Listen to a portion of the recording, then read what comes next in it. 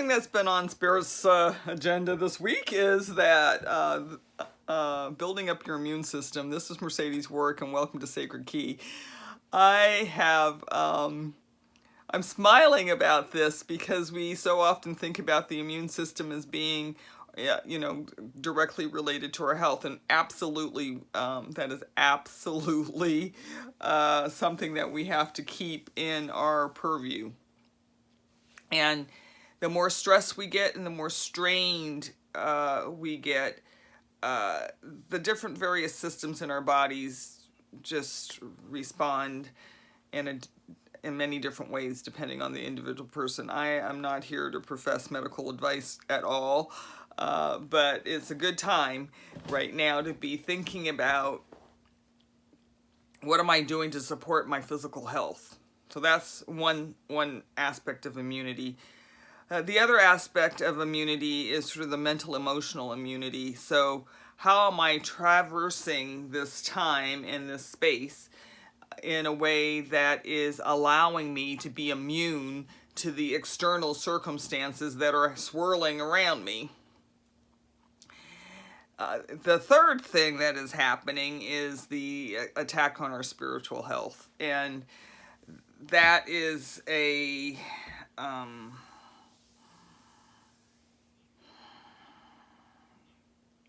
less tangible, kind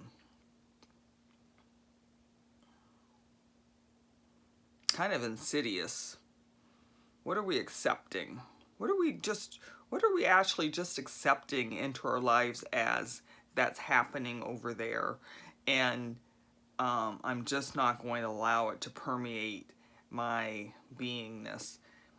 And what I'm finding is all of a sudden, after months of isolation and quarantine and not really doing a whole lot of social work, social gathering and social work, and what I mean by that, in public work, and not really having the hugs of humanity and the warmth of humanity, and then being in this technological bubble.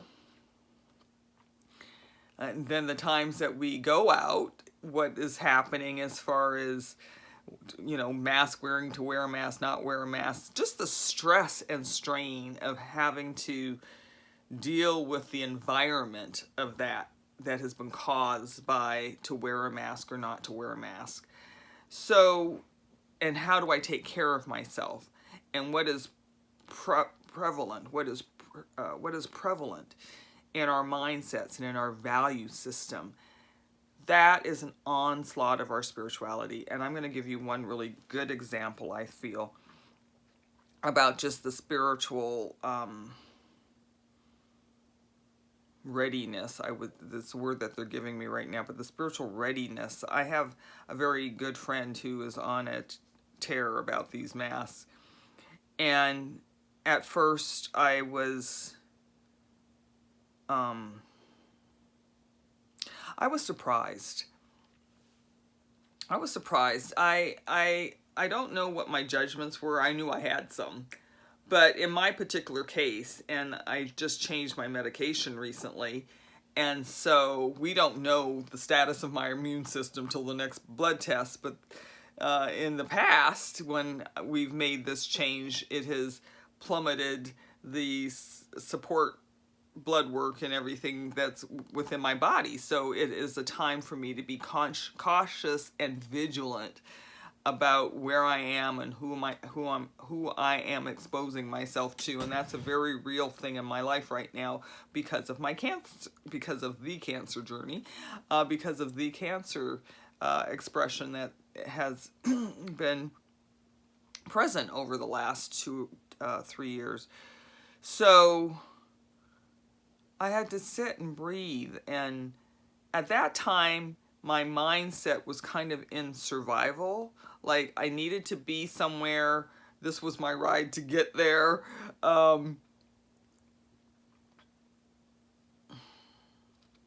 What can I do to protect myself?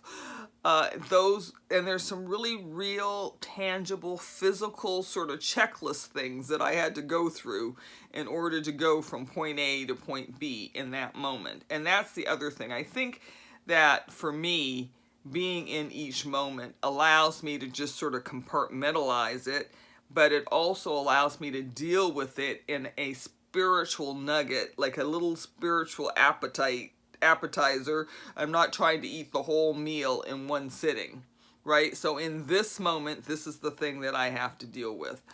And then I've had people say things to me like, if you're not with us, if you're not part of the solution, you're part of the problem. That was one of the things that came forward one day, and it took my breath away, literally, because quite frankly, regardless of what side you're on, you're probably recruiting somebody or conducting your life in a way that is very exclusive of another person's point of view, or a way that somebody is living their life. So even though I was making a decision that was different for me this year and what I'm planning on doing, I was making that decision. I was in the process of actually taking action to be in their point of view.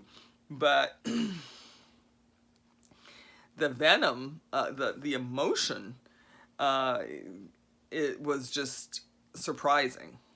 Okay, so that's, how do you stay kind of immune to that? Because when these shots are coming at you, the idea is to be in spiritual centeredness so that your inner, we call it the inner man, right? The inner man, the inner woman is still relaxed, centered, focused, grounded. And so I'm finding that I am paying more attention right now to my evening practice so that I can cleanse either through the breath, through physical hygiene, taking a shower, paying attention to my dental area, because that's one of the areas that we can't see, and it affects so many other areas in your body. Making sure that I'm doing dental hygiene well,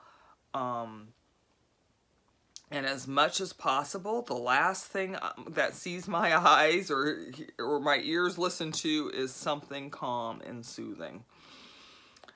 And then I place into my heart, please cleanse this day and allow me to be open and refreshed for the new day's dawning.